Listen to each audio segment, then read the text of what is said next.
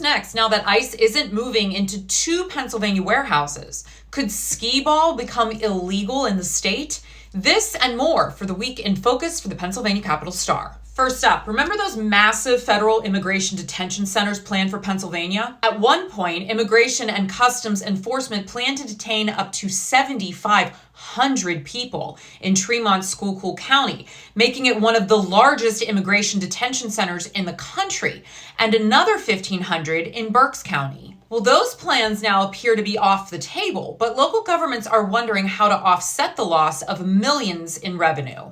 Now that the federal government owns the properties in Schuylkill and Berks counties, they're tax exempt, leaving local governments without an estimated $1.6 million a year in tax revenue. Some officials are hoping for payments in lieu of taxes, but experts say those agreements are extremely rare, and Berks County officials say these facilities likely don't even qualify. Now, if the government eventually sells the properties, they'll return to the tax rolls. But until then, local leaders say they're just trying to figure out how to recover the revenue their schools and municipalities have lost. Next up, could Skee-Ball and other arcade games become illegal in Pennsylvania? It may sound far-fetched, but after the Pennsylvania Supreme Court ruled that skill games are illegal gambling devices, some legal experts say certain arcade games could technically fall under the same law. The court's decision targeted casino-style skill games, but it also acknowledged that in theory, ticket-generating games like Skee-Ball could qualify as gambling devices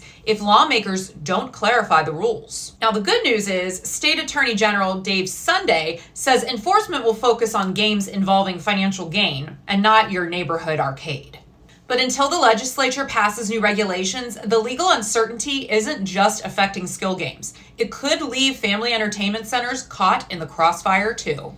Want to support Pennsylvania Capital Star? Sign up for our newsletter, share this post, or become a donor to back independent journalism in the Commonwealth. And finally, tick bites are surging across the United States, and Pennsylvania is one of 11 states considered high risk this year. Emergency room visits for tick bites started climbing as early as March, and experts say climate change may be part of the reason, along with local weather patterns and increased time spent outdoors. Okay, so why does it matter? Well, ticks can spread nearly 20 different diseases, including Lyme disease, which affects an estimated 476,000 Americans each year. So if you find a tick, remove it immediately with tweezers in a vertical motion before disinfecting the area and monitoring for any symptoms. And always check yourself and your pets when you come back inside. I'm Natalie Bencavanga, and this was your Week in Focus.